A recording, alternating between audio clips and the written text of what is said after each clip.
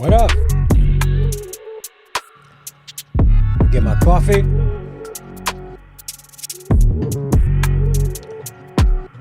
Got a good one for you guys today. A good one. All right. Hey, what's going on? The Trillion Army Podcast. Thank you so much for loving the content. Really appreciate you. Thank you so much for watching. Thank you so much. Appreciate it, my brother. And Knock Free Living is in the house. What's going on? Yeah. You guys see the content. We're about to get into this tonight. We're about to get in. All right, Mark Rogers in the house. What up? Glad you were here. All right, we're about to get into this. All right, I'm going to try to come at it from a loving perspective. At least I'll try my best to. Okay. All right. Chavis, the brother, is in the house. Greetings to you too, my brother. Glad you were here. Yes, and if you are watching, please like, share, subscribe, all that stuff. All right, all that stuff. Glad that you guys are here. Leave a comment down below. Let me know where you guys are watching from while we get into this content for today. Yeah. We're going to talk about it tonight. I know some of you guys were like, yo, is Dre really going to talk about this? I am. Okay? All right. We're going to have a nice discussion. A really nice discussion. Wholesome discussion, but a nice discussion nonetheless. 9 seconds. All right. Yeah. You know I got to let it rock out, right? All right. You know I got to let it rock out. All right. First off, I want to thank everybody so much for being live with me. Now, yes, look at the hair. I'm in serious need of a haircut. Please don't get too hard on me on the comment section. Just today, somebody said I was ugly on one of my videos, on one of my shorts. I kid you not. Just today, it was like, this dude is ugly. I said, thank you, but I have character. All right, I'll be ugly to you. I just think he said, this weirdo is ugly, something like that. I just think it's weird that another man from a faceless YouTube account is calling another man ugly. I think that's weird, but I'm not here to judge. Or I might be. I don't know. But I'll be ugly, but I got character. All right, guys. So we're gonna talk about this in a little bit. But guys, I really appreciate you guys for watching. Now, before we go any further, I do want to give you guys a quick announcement. Let me see if this will show. All right. I am doing a live podcast for Patreon and YouTube members. Exclusive live recording. I got my peoples, Pastor Chino and his wife, Rebecca. I don't want to jack up their last names, but all right. And I got the McGills I'm going to be talking to, both of them, about their marriages. And I got my cousin's husband, Damon K. Jones. He is a beast in the Westchester area in regards to manhood, just everything pertaining to community. And he's also a law enforcement professional. So we're going to have a dope podcast recording. I'm going to edit those later on and upload as podcast material. But if you guys really want to be a part of the live experience, you can join the Patreon at patreon.com/Harrison Family Values, or you can go to YouTube, click the link below where it says join memberships, and join the memberships there. It'll be available for all the tiers, all right? So without further delay, let's get into the discussion. Let me see if I can. Here we go. All right. Let's get into the discussion, okay? I see you guys watching on Instagram. Salute. If you're watching on Twitter, what's going on? My Facebook family, make sure you guys leave comments. Okay, I want your opinion on this, okay? Now, you see the title, you see the thumbnail. Is a black church keeping women single? That's the question of the day. Is the black church keeping women single? Shout out to the brothers at Harley Initiated. They had a podcast, I think 2 weeks ago, where they invited the controversial prince or king or whatever of Pan-Africanism, the Dr. Umar Johnson, to have a discussion about relationships and in the black community. So, Dr. Umar Johnson is not without controversy. One of them being the school he wanted to open. And let me just give you guys also some backstory about me in regards to Dr. Umar Johnson. E Black TV is in the house. What's going on, my brother? Doing amazing things in the YouTube streets. I see you. I became a teacher in 2017, and I thought to myself, "Wow, this black man looking to open up a school for young black boys. That's something that I might want to be a part of. I might want to be a part of that. I have a master's degree in marriage and family counseling. I have now my master's in education. I can get behind a vision like that. But this is not. I'm not here to knock him and his character. But lo and behold, like a lot of money was raised, and there's some dealings with the finances, and the school's not open. He had a vision, a big vision, but raised money. The money's not really accounted for, and I'm not here to get into that. That's not what I'm here to get into. But I do want to discuss his position on the black church and whether or not it's a detriment to women who are seeking to be married. Now, let's be honest here, because I am going to come from an angle of reflection. I'm not here to bash the church, but I think it's time for us to actually take a look, because if people like this are watching from the outside and they're coming to the conclusion that women, specifically in the black church, are not getting married, that's something that we have to look at. We have to identify the causes and see if we can make those changes. If, in fact, that's correct. What we can't do is say, no, we can't listen to the world in this aspect. No, we should, because there was a time when men would go to church in order to find good women and then marry them. But also, there's a flip side to this. Men aren't going to church. And we need to identify the causes of that also, which there are many. But I don't know if people are ready to have that honest conversation. They're not ready to have that honest conversation, specifically pastors, because it means that they have to start looking at themselves and identifying, wow, am I really being an effective male role model to the men in my community? That's a tough question to answer, especially if you are asking yourself that. And we have individuals like Dr. Umar Johnson, who was extremely critical of the black church specifically, who believe that the black church is not a benefit for women seeking to get married. Now, the brothers are hardly initiated. I rock with them. I like their content. All right, I really do. Fernando Rivera says, "What's up? What's up, Fernando? It's been a minute, my brother." Absolutely, in the book of Corinthians, probably First Corinthians, Paul warned females about serpents in the church, using God's word in order to manipulate females' minds. People could probably definitely do that. All right, but let's get into what Dr. Umar Johnson had to say about the church. Before I do that, let me make this bigger. All right. Okay. Now, I'm speeding this up 1.25 because I'm not sure how hardly initiated is growing.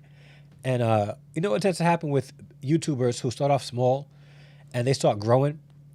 They start, and I say this respectfully, they start feeling themselves and start copywriting people who react and respond to their content. So I'm going to speed this up. Hopefully, it won't have any kind of copyright, but I'm shouting fair use, okay? Fair use. But let's hear what the good Dr. Umar Johnson has to say about pastors, black churches, and their women getting married. A role and a hand in the outcome of where we are as far as our families are concerned? Who? Now, he asked this question because they were talking about the black church, and now his question is framed as, does the black church have any responsibility for where we are as a black community as it pertains to family, which is a good question. The church. I would say yes, and I'm going to tell you why. The black church caters to the black woman. And the reason the black church caters to the black woman is because the black woman is the provider. She has more income and education than the man. So they're looking at this financially. They also have a vested interest in her never getting married. Whoa. Whoa, whoa, whoa, whoa, whoa, whoa. You probably can't see me on Instagram. Let me move this over right here for you. I don't want to be right in the middle. Whoa, whoa. So he's saying that the black church pastors has an invested interest in women not getting married. What do you guys think? Leave a comment down below. What do you guys think? Is there some facts there? Although anecdotal, I can look at it and I can't really judge the motives of pastors. But when he speaks like this and we actually take a look and think of it anecdotally, we got to say, you know what? He might be onto something here. He might be onto something here. All right. Erica from Facebook says he ain't lie about that, bro. Wow. Listen. All right. She also adds, some church folks got mad when I got married. Well, that word. All right. Yeah. But man, let's hear him cook. Oh, The pastor is the metaphorical husband of all the single women in the community. I'm not saying he's sleeping with them. I'm saying he's keeping them so distracted with Jesus that they never find a husband, and that's the way he wants it to stay. Because Hold up. Well, being distracted with Jesus, especially in your single phases, I'm not necessarily mad at that because that'll save you from a lot of temptation. But if you're distracted, if the church is keeping you distracted with things about the church and not necessarily about, because if you're distracted with Jesus and getting closer to Jesus, there's a large possibility that you'll find, or somebody will find you if you're a woman. But if you are inundated with things that you're doing specifically around the church to help a pastor's ministry grow and increase, and you're busy doing all those things, yeah, he might have a point there. He might have a point there. Whoa, Erica, hold up. The pastor tried to break you up. What? What are you talking? Wait, hold on. Let me. There is a lack of balance. Umar do a bit much though. He does. Like I don't follow Dr. Umar Johnson. I take him in doses also. Yo, Eric, we got to talk about that. Like, I want to get you on the podcast. You and your husband. I want to get you guys on the podcast. All right. But wow. So we have to really self-reflect and think, is what Dr. Umar Johnson is saying right now, is there some facts to it? Because if she finds a husband, she won't have as much time to be donating to the church all the time. Wow. So the black church benefits from single motherhood. They don't want our sisters married because their pockets would go down. Ooh, those are some very harsh and precise claims. Harsh and precise claims. What do you guys think? Is he correct here? Is he right? Does the black church not want their women to get married because it will, I guess, throw up the bottom line of the church? Because let's look at it. Men are a little bit more frugal when it comes to their spending, right? Men probably won't just be, wildly giving to any specific cause, especially if they don't see a work actually happening there. Men are not likely to give to a church if the pastor is rolling around in a Rolls Royce and everybody else in the congregation is driving a old model Toyota. Yeah. I mean, men make calculated decisions usually with their finances. And most men, when they do go to church, when they give, they're definitely giving. They do give. But they're probably like, you know what? Here's my 10%. The Bible says to tithe. I'm a tithe. And I'm going to be obedient to God in that. But when it comes to the extra, they might be reluctant to give the little bit extra that the church is telling them to give. For instance, we have women prophetesses, quote unquote, who will tell you that God told them for you to give them $3,000, $3,333.33 because the resurrection happened on the third day. And if you want your resurrected blessing, then you need to give $3,333.33 in the offering bucket right now. And then we'll even say, I know you have it because you got a credit card. And men are like, nah, I'm not doing that. Most men they're not doing that, right? So is he correct here? Is he correct? Does the black church specifically have a vested interest in women being single? Here's the thing, ladies, and I'm going to say this too. He's pretty much calling you out and saying you're gullible. Without saying it, he's saying you're gullible and you're willing to give blindly if the pastor tells you to give. Do you guys accept that?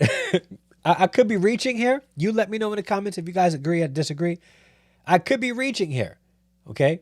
Now, although men are more likely not to just blindly give, not all women are out there just blindly giving to the church, and that's not always happening.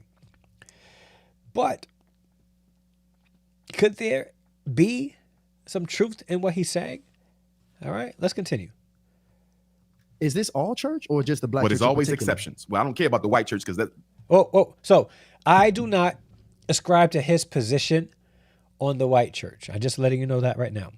So I believe that the church is the church. And the thing that binds us together as a church is the sacrifice of Christ on the cross. It doesn't matter if you are whatever culture, skin color, hair texture it is. If you are a Christian, if you are a believer, we are brothers and sisters. We are one in Christ, okay? So that's my position. I'm not thinking about that. Right, Us. I'm talking about us. It's not every church. There's exceptions to every rule. I know good black pastors. I know good black churches. I speak in black churches all the time. But except One moment. Sister Erica, you said you had a season of being gullible indeed. Wow. Let me ask this then. I'll use you as an example. Not saying that you're speaking for all women.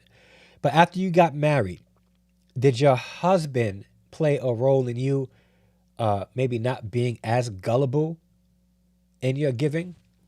Let me know in the comments. Let me know. exceptions don't negate the rule, though.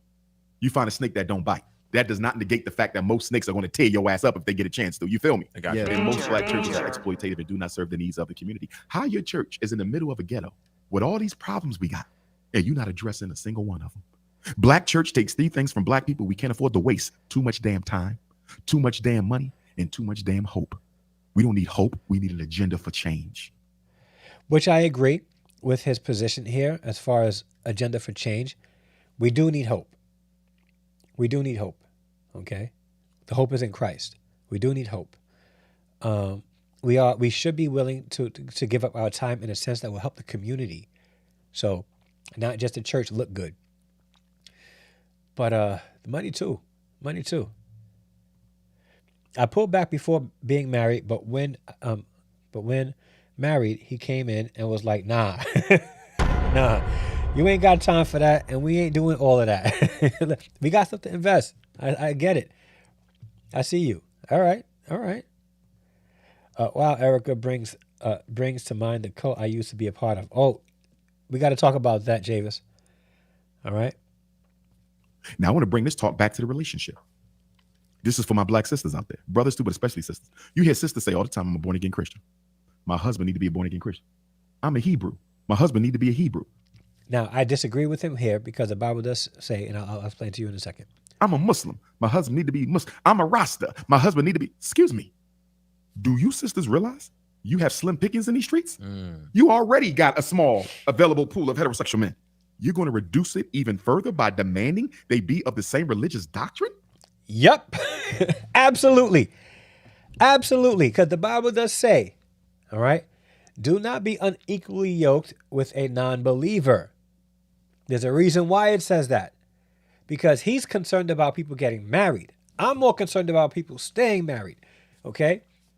Religious differences in the beginning of the marriage is a fundamental cause for separation and even divorce in the future. It is. If you don't believe the same thing as far as religion, you're going to have to compete with your spouse on where your kids go to fellowship. All right? How many times you're going to pray, who you're praying to, what images or whatever, which I don't ascribe to any images at all, but let's say if you're Catholic, what images we're going to be able to put in a house, like all of that. So he might have a point as far as slim pickings. However, just because, your skin is the same texture, complexion as mine, doesn't mean that we're necessarily going to be compatible. And beliefs is extremely important. Extremely important. So I don't agree with Dr. Umar Johnson here at all. At all. I think you need to share the same faith. Okay? You don't necessarily have to be at the same, what others would consider as spiritual level. And I don't like that term spiritual level, because when they talk about spiritual level, people tend to say it in the means that others are not on the same spiritual level as them. The Bible is clear, okay? When it says do not be unequally yoked, it doesn't say do not be unequally yoked with somebody that's not on your spiritual level. The Bible says do not be unequally yoked with unbelievers, non-believers. That means because you're able to pray 3 hours a shot, and somebody you're dating might only be able to pray 3 minutes a shot, it doesn't mean that they are less spiritual than you are. Their character might reflect the fruit of the Spirit way more than you. So, do not be unequally yoked with a non-believer. All right, but let's continue to hear Dr. Umar Johnson speak. That's insane. If a sister is going to say, my husband got to be a Jehovah's Witness like me, you only had about 2 or 3 men you can marry anyway. Now you ain't got one. So I just think black women need to rethink 2 things. 2 things. Number 1, this idea that I should not get married until I finish all my collegiate studies. Oh, that's. I agree. Getting married. I agree. Okay. Ladies, if you have the position that you're not going to get married until you have all your degrees and you have your career in step, I think that you guys got to pause and say, you know what? Yeah, because there are a lot of women who are a little older who regret that stance. They're older, having challenges, having a baby and whatnot, where family, believe it or not, family is a young woman's game. And I'm not saying it like a game, like for real. Like, I'm just saying like when you have a child at a younger age, it opens up many more doors for you, all right, as far as family is concerned. Now, if you are focused on your career, by all means, stay focused on your career, okay? But don't think that it's impossible for you to start a family while working on your degree and your career, especially if you found a good, supportive husband, okay? Because, again, that's how men think. Men are thinking, and I'm going to say this because let me increase this. I'm saying this for biological purposes. Please hear me out, okay? Biological purposes. Men have the time to wait to get their career in order before they have a child. Because for the most part, men can produce biologically sperm until they die, where women have a short window. And if you want a family, but you're prioritizing, if you really want a family, but you're prioritizing career, then you might have to sacrifice your family for that. And if you don't want to, you might have to do both or focus on the family, especially if you have a good, solid, godly husband that when he married you, he realized you two are one. Okay? Yeah. Let's go. After they done college is the reason why a lot of our sisters are not getting married and are not having babies because they're putting off the marriage. Because, good Christian girl, my daddy and mommy put me through college. I'm going to finish law school first. I'm going to finish med school first. I'm going to get my master. I'm going to become a social worker. I'm going to get my license. Then I'm going to look for a husband. Only problem is, sweetheart, you're not going to be done all this till you're about 35. And a lot of times by then, the good men have already found somebody, and the good men have already found somebody and started families who now probably at that point have kids 15, 16 years old. So Are you freezing eggs? You see what I'm saying? I get exactly what you're saying. Your biological clock is ticking, which is going to often lead to you presenting yourself to available men as somewhat thirsty because you're not going to be able to hide the fact you're aware of your clock ticking, which is going to end up leading to you possibly never getting married. Black women have to stop putting off family for career because they don't have as many options as their counterparts, the whites, the reds, the yellows, and What's the going browns. on, cuz? That's one I thing see black you. women need to rethink, putting it off until completion of college. Number 2, looking for a man who has to be the same religion. That's another mistake. It's not a mistake. I don't care what he says. It's not a mistake. You're narrowing it down too much. Listen, I'm a Pan-Africanist, so we believe in religious freedom, right? I don't care if my wife is a Rasta, Hebrew, it don't matter to me. As long as you are rooted in God, that's what matters. We're serving the same supreme being. That's what matters, not the dogma in the doctrine. So black woman, you're telling me you would risk losing out on a good man because he does not approach God's science the way you do? Let's drop. Yeah. There's only one way, and I know there's multiple religions, but if you believe in what you really believe in, he is the way, the truth, and the life. No man can come unto the Father except through him. So it's one of those, yeah. Being the same religion is very important. drop that poll, by the way. I want to see how many ladies. That's definitely we're my gonna take. drop a That's a good poll. one. That's a good one. Let's see how many ladies are willing to date a man that is not of the same All right, keep religion. going. There was And something else he said. Look at your But here- situation. what's that? Wanting black men to come to the relationship table Listen, having already achieved success. One of the biggest advantages the snow bunnies have on our now he uses terms that I don't agree with. So Danger. in describing people who are white. So let me just preface that now. women is snow bunnies will find a dusty brother and see his skill, his talent, you feel me? Yeah. Invest in him in college. Wow. And by the time he become a multimillionaire at 35, she been with him the whole walk. You see? So here's what he's saying here, right? Here's what he's saying here, which is a good point. He's saying, and I've heard pastors while I'm sitting in congregations say things like this, right? Tell women that they need to be looking for their Boaz and avoid the bozos. Okay, I've heard this. I've listened to preachers say this. Okay, and there's an expectation that the man must come to the table already established. Okay, but he's saying somebody from another religion, another race, like somebody who is white, a woman who is white, will see the skill that a black man would have when after they fall in love, and would invest in his skill at a younger age.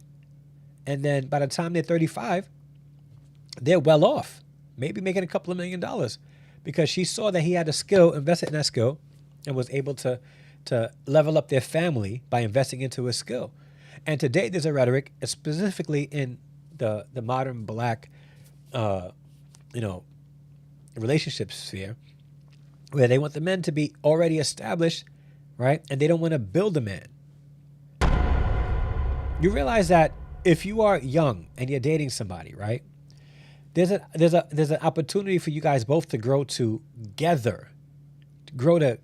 Not you looking at him and looking at him as a builder man.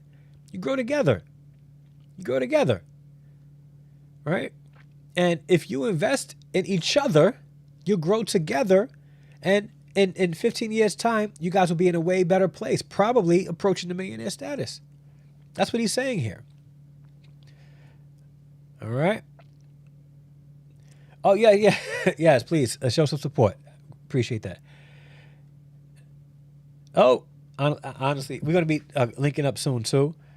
Sister says, people, good brother, this dude is bugging on multiple levels, some lies and some truth, makes much a mess. I agree, which is why I'm deciphering all that stuff. What is his data? Like actual statistics? That's a good question. I said earlier that it's probably anecdotal, and even I can attest anecdotally that some of the things he's saying is accurate.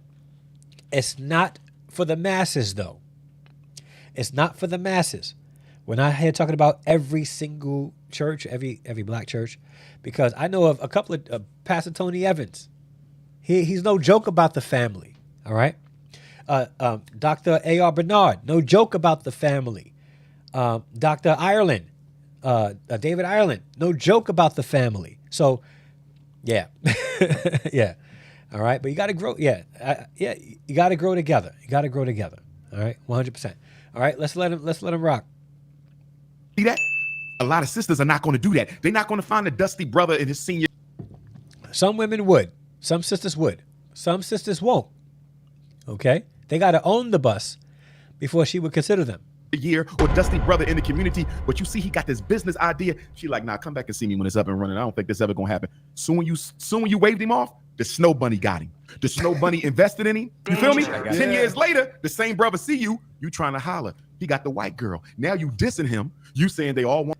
So again, I don't necessarily agree with his position on that. All right, but he does bring up a good point as far as how some women, black women, approach relationships when they see a guy, and I see it. Are you simply going to go off of potential? No. Not just potential, but drive to reach that potential. Then you got something to invest in. I'm not saying, ladies, find a man who has a good idea and start investing in it because he could take all your money. I'm saying if you find a good man who's in his 20s and he's not there financially yet, but he's on the trajectory there, don't just dismiss him, hoping that you will have an opportunity in 10 years after you reach the millions, because by then it's too late. Good men do not stay on the dating market long.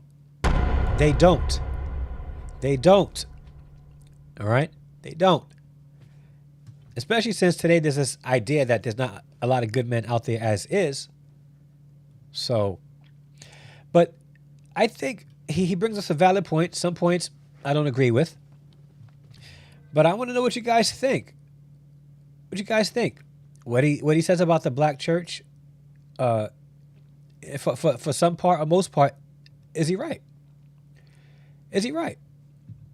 And is it the fact that a lot of men are not in church today? Could that be a factor as well? Like, who are they going to go to? Who are they going to date? Or why aren't the men coming to church? Because here's the thing.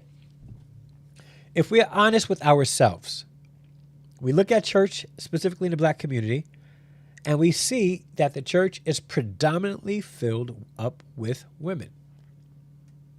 It is. And then we got to ask ourselves the question, why is that? Because Dr. Umar Johnson says that many pastors tailor their messages to women. Okay? To women. I found a video of a sister who actually shared about this as well. And her position is pretty solid. But we're gonna listen to this real quick, okay? I'm gonna link both videos down in the description below so you guys can watch it later. But hear her out. Hi, it's Helena. Welcome to my channel, or welcome back to my channel. Let's talk about why so many single black men. Hold on one second. He don't speak for the black church. Many sisters would. How do you think we have so many BMs and BFs? How many settle for potential and attention, and many men settle for looks and attention? Well, yeah, that's. I'm not gonna, negate you on that at all. But he doesn't speak for the black church. He's speaking about the black church, and we have to be able to really take critique from people on the outside and say, is there some truth to that? It's like, because somebody says, you're not part of my community, you can't speak into it. Well, that's not always true. Now, is it? Okay. Some people can look at and accurately critique from the outside, because when we're inside, we look at things from a rose-colored lens, where others can say, yeah, some things aren't right. Like people, I'm not saying that we're in a cult, right? But people who are in a cult don't know that they're in a cult. But the people on the outside can definitely see that they're in a cult, right? So sometimes, because we're Christians and we have a high view of the church, which we should, we don't want to critique our own when we should be doing that. So, and the thing is, if we're doing it, we don't give space to people like Dr. Umar Johnson to do it. And my Auntie Karen is in the building. What's going on, Auntie Karen? Good to see you here. Good to see you here. All right, let's play this video. Do not attend church, especially our. Hi, it's Helena. Welcome to my channel, or welcome back to my channel. Hi, Let's Helena. talk about why so many single black men do not attend church, especially our black millennials and our Gen Z. I am a Gen Xer, and I was born and raised going to church to the point it's like a lifestyle to me. It's Sunday, okay, we go to church. And I noticed that it is now really predominantly all women, unless a huge majority of women, unless it's black men in leadership or they're married. But I don't see personally a lot of single blacks men going to church, but majority of all women. And the messages. And now, is she right? Like, let's look at it anecdotally and let's use your experience. The church that you attend, if it's a predominantly black church, is it predominantly single women in ratio to single men? Leave a comment down below. Let me know what you think. Are targeted towards women, because of course that makes sense. If the women are there, that's what you should be making your messages for. Sure. But I just want this to be clear, just in case any pastors or ministers may be wondering, like, I really want to fill our congregation with more men. And so this is all my opinion, no data, no stats, just based on observation alone. If you are a single black man and you are not attending church, drop in the comments why, and if it even matters to you, and if not, why not? So number one, in my opinion, is since, like I said, it's a majority of women, the messages are targeted towards women. And I can tell many churches, they don't have a They definitely do target their messages toward women. They do. I have a background in communication, and when I'm listening to it, I'm like, I can't even filter out if there were men in the message. How would it even translate and relate to them? The messages are so heavily driven towards women, which is fine, but it should go across the board, that it should be applicable. So most of the messages are abstract, visuals, and parables. So there's a lot of stories. You're trying to make it as practical as possible, because women, we think in abstract. If somebody's trying to give us directions, we ask them for directions, and they say southwest, northeast, 35 south. We're like, okay, but is it near the Starbucks or the Chick-fil-A? Not all women, but some. I'm that woman. I'm like, okay, which one, the Shell gas station or the Quick Trip? And so we like to have stories. Larita says, that is very, very true. Unfortunately, single women, almost go into pray mode if they are in their age group. Sometimes. LOL. Yeah.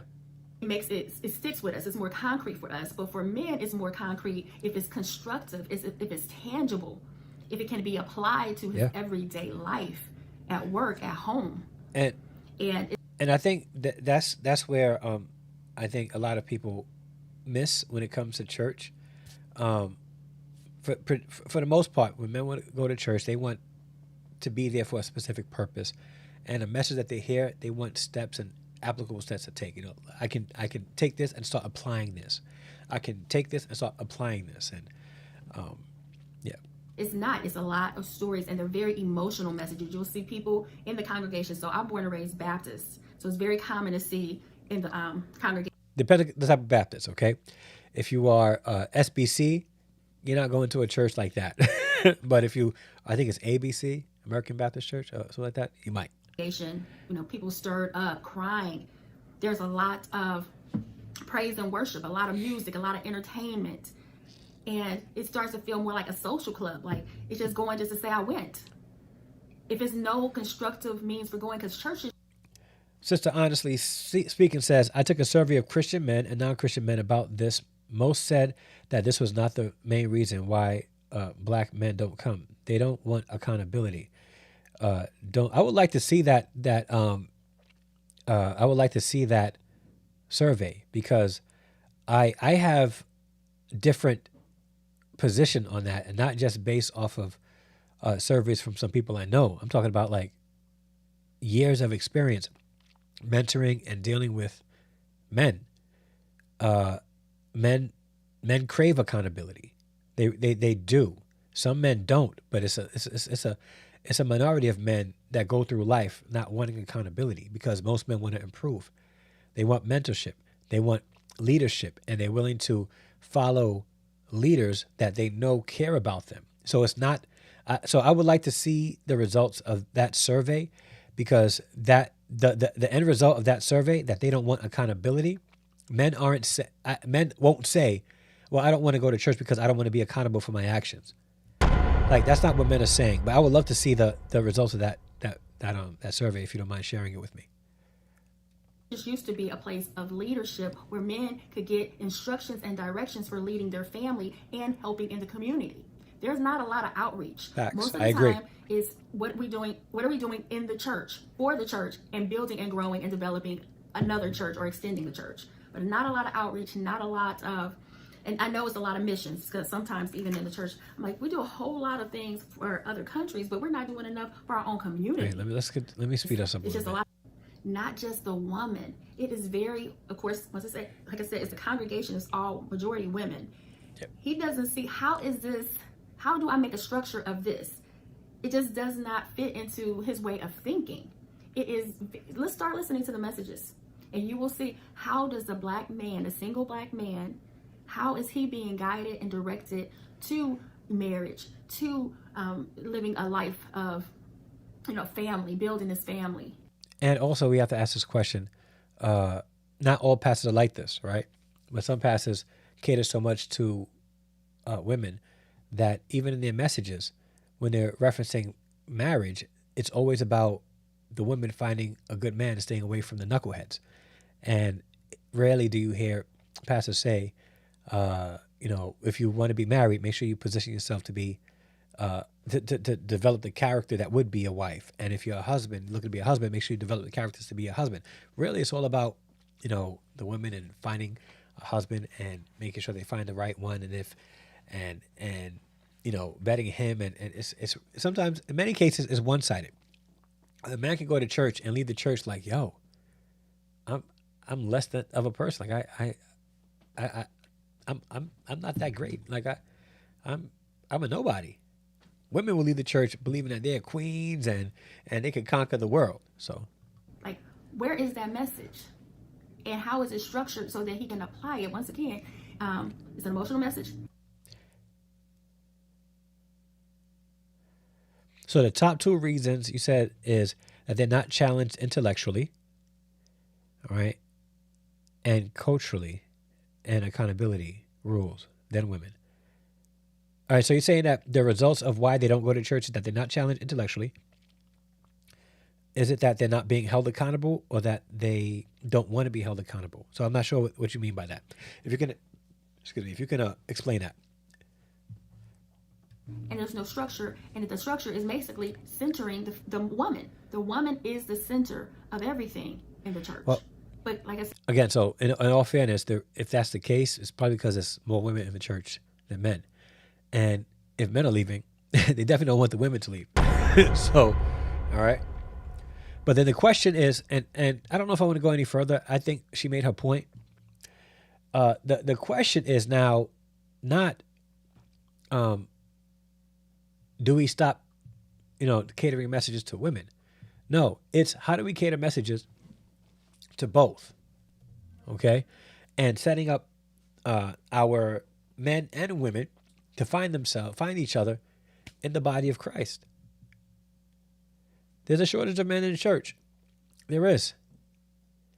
And I think that if we stop looking at the church and stop thinking strategically about how we're going to pay the bills, and just start preaching the gospel and focusing on developing families, I think if that's the mindset, most messages will be tailored toward that.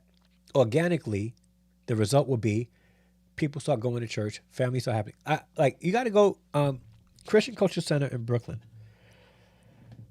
That church is an amazing church. It's a predominantly black church with professionals, with married couples, and with singles. Okay? And with singles. Another church that I'm familiar with, Agape in Rahway, New Jersey. Black church, filled. All right? Married couples, professionals. You got single black women and single black men. Okay? And if you listen to their messages, right? They're preaching the gospel. They are talking to the whole church and not just one demographic in the church. They're doing good things. They're doing amazing things. Okay? So shout out to those churches. All right? But that's just to show you that there are churches doing amazing things. And you guys could probably think of other churches. I'm sure Tony Evans' church is also on that vein. Pastor Eric Mason, probably on that same lane as well. But as a whole, how is the black church doing in regards to helping build and develop the black family? And is it possible that pastors are actively choosing to only speak to women because they know that the women are the primary financial base for the black church? Because if that's the case, in a specific church, if the women are predominantly single in that church, that's probably the reason why. And we have to stop and think and say, is that true for us? Are women getting married here? Is this church drawing in single men without having to entice them with marijuana? Pastor Bryant, can we preach the gospel, build families, and get people here the right way? Not with entertainment, not with the fluff and the hype, because truth be told, men aren't going to church for fluff and hype. They're not going to church for fluff and hype. They can care less about the lights and the smoke machines, and they can care less about how great the singing is. Most men don't. Some men do. Most men, they're not going to church for that. When men go to church, they go to church to find other people to connect with and to have and find a purpose, to fulfill a purpose. The sister Helena talked about her grandfather. And her grandfather was extremely active in the church. Not the pastor, but active in the church. He was a leader of the ushers. He was there at church every day. He was helping people with their houses and doing odd jobs for people around the church because he had a purpose. A purpose outside of what's happening on Sunday morning. The problem is church has been so focused on 2 to 4 hours on a Sunday morning that men are like, if this is it, I don't have to come here. There's no reason for me to be here outside of giving my money. What's the reason for me being here? I'm not a part of a community. I'm giving money so essentially, I'm paying for a weekly concert, 10% of my income. That's pretty much what it is, if we look at it that way. But if we have a church where things are happening, where there's actual fellowship, where brothers are coming together and they're loving on one another, sharpening one another, encouraging one another, correcting one another, holding each other accountable, right? Honestly, holding each other accountable. Men will be a part of those churches. How do I know that? Look at these fraternal organizations that exist. What are they doing right? You know what they're doing right? They're encouraging genuine, honest fellowship with the men, among the men. Then you got to ask yourself, is church doing that too? Are there men in the church for young men to look up to? Like actually look up to. Men that are solid husbands. That are not just active in the church, but active in their community. That actually care. Like, that's what they want to see. That's what men want to see. And if men are going to be accountable to anything, they're going to be accountable to that. They're going to be accountable to that.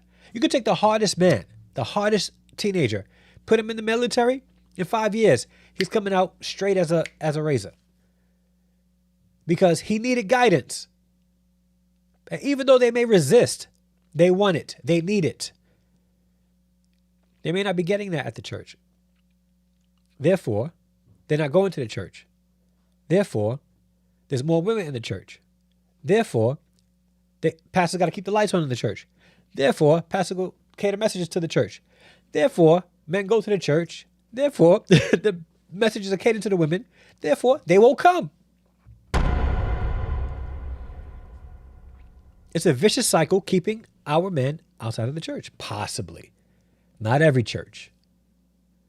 So we got to do some changes. No? Because we can't take a look at, I can't listen to Dr. Umar Johnson and just write what he's saying off like it definitely can't be the case. And look at it through a rose-colored lens and fight him on what he's saying. We got to stop and think and say, you know what? Could there be some facts behind what he's saying? Is the church effective in, the black church specifically, effective in developing families? When we look at the congregation, is it predominantly women? And if so, is it predominantly single women? Or if the women are married, why aren't their husbands coming to church? We got to ask ourselves these questions and find the causes and address those causes immediately. Immediately. Because we want to be effective in developing families and making sure that we promote Christian families and Christian marriages and solid marriages within the church. So some changes may have to be made. Just because it's coming from the mouth of Dr. Umar Johnson doesn't mean that it's wrong. It shouldn't be coming from him. But even if it is, we got to ask ourselves, like, if it's coming from us, we would give him no space to talk about it. And truth be told, like, he's, I got to be honest, like, this is just me, and I don't mean to attack his character, but he's been hypocritical in so many different stances. All right? And I do take a slight issue with somebody of his hypocritical background to discuss affairs of the church, but just because if he's discussing it and it coming from that source doesn't mean that it's wrong. We always consider the source, but sometimes even if the source's intent is mal, doesn't mean that it's wrong. This situation, we shouldn't be offended by it, but we should start looking at it and say, you know what, is there some truth into what he's saying? And if there is, let's start making some changes. Because we need to see solid black marriages in the church today. And if it's not happening, let's do what it takes to make it happen. And get these men in the church. Right? And you guys are, and I'm sorry, you guys have been, what's up, Kente? You guys are in full effect on Instagram, man. My apologies. My boy Kwabena says he rocks with Dr. Umar, but he doesn't agree with everything. Yeah, I don't rock with him. I watched him do I watched one of his live streams one time on Instagram, and he stopped and paused and looked and watched this woman walk past, and was like, like, don't be distracted. Like it was weird. It was weird. Yeah, and not only that, he's not married. So, and I'm not saying you have to be married, but with all this talk he's been doing for so many years, where's the black woman that he is going to be committed to? Like he encourages all black men to be to their women. But I did want to teach at the school. I ain't gonna lie. Like when I heard about the school, I was like, yo, I may want to go there. But he probably wouldn't pay me because they ain't got the money. All right, guys. But guys, I appreciate you guys for watching with me. If you made it this far and haven't liked the video, please do me a favor, like this video. My intention is not to come hard on Dr. Umar Johnson. I disagree with him on a lot of things, and but I hope he winds up finding Jesus, like the Jesus, the actual Jesus, not the Jesus that Western civilization tells you he is, but the Eastern Jesus. All right. But yeah, I really appreciate you all for watching. It was a great discussion that they had on Harley Initiated. And I appreciate those brothers. They're doing great, great, great things over there. And shout out to Tasha for being in the chat. All right. And Sister Cheryl Sneak, what's going on? My family from Rochester. What up? Glad you were here. Glad you were here. Glad you were here. All right. I want to make sure I get some of these comments in. All right. I'm about to end it here. All right, guys. So, guys, I really appreciate you for watching. You made it this far in the live. Before I go any further, I do want to invite you again to sign up on, where is it? Where is it? Where is it? Where are you? Where are you? Give me a moment while I look for this.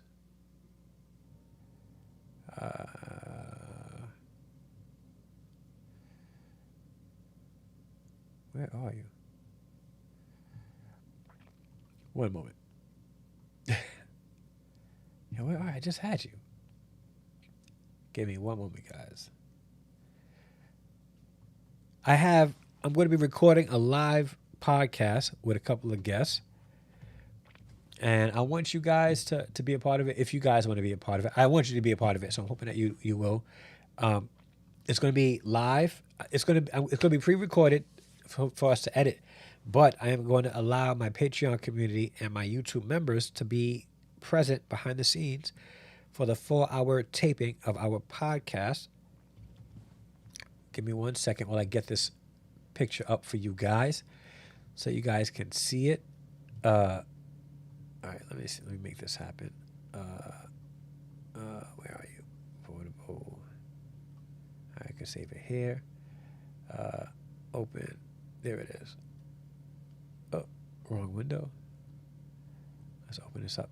Where'd you go? Sorry, bear with me. I'll probably edit this out later. All right. So here let me share this now. Here we have it. All right. We got the McGills, my cousin's husband, Damon K. Jones, and Pastor Chino and his wife, Rebecca. I'm still calling Pastor Chino. I know he's like actively, but he's still Pastor Chino. We're going to be talking about marriage, about relationships, about all that stuff. So If you guys want to be a part of the behind the scenes live, you can go to patreon.com/Harrison Family Values. You can go also on youtube.com and join the memberships there. All tiers will have access to watch this live and be a part of the conversation as well. So I want to encourage you guys to go to patreon.com/Harrison Family Values, or go to YouTube, my YouTube channel, and then hit the membership button down below. And you will have access, exclusive access to the live taping of this new podcast series. All right, guys, I really appreciate you all for watching this live stream with me right now. And if you have a difference of opinion, please do me a favor. Leave a comment down below. Let me know what you guys think. Do you guys agree with Dr. Umar Johnson? Do you disagree? Why do you disagree? And yeah, I really would like to know your input. All right. So with that being said, thank you so much for watching this live stream or this replay. If you made it this far and have not hit the like button, do me a favor, hit the like button. It helps the YouTube algorithm. Share this video out with other people who might be interested in this type of content. So please do me a favor, hit the like button. And if you're not subscribed to the channel already, do me a favor, hit the subscribe button right now and join the Harrison Extended Family through subscription. All right. And if you hit the bell notification next to it, so when it'll let you know when I go live, when I upload new videos. And if you'd like to join the Harrison Extended Family through membership, you can do it in two ways. You go to patreon.com/Harrison Family Values, or you can go to YouTube, my YouTube channel, Harrison Family Values, and click one of the videos and hit the join button down below. We have inexpensive tiers, as low as I think $3 a month. And that will allow you to support this channel. This way we're not having to do crazy kinds of collaborations with brands that we really don't want to work with. We could support this channel financially with you guys being the channel's sponsors, okay? And yeah, if you would also like to support the channel, there's another way. If you go to our YouTube channel and you click on the shop tab or the store tab, we have merch such as this shirt, But Did You Pray About It? Other shirts, coffee mugs like this. I've been using this heavy, like shameless plug. This is a really good coffee mug. I thought it was gonna be one of those cheap joints. It's a really good coffee mug. I'm really shocked by it. But I have coffee mugs. I have stuff like workout clothes for women, for men. I even got stuff for babies and dogs. Yeah, for your pets. So yeah, you can support the channel by going there also. And what I like about this is that it helps support like a business. You're getting something in return. So not like you're giving free money, you're getting something in return. Also, you can purchase my book on Amazon. If you go to Amazon.com and then search From a Fatherless Father to His Sons, you can purchase my book, and your purchase of the book will allow me to keep content like this going. All right? So guys, thank you guys so much. I really, really, really appreciate you. Love you all. And until the next upload or live stream, I'm out. Peace.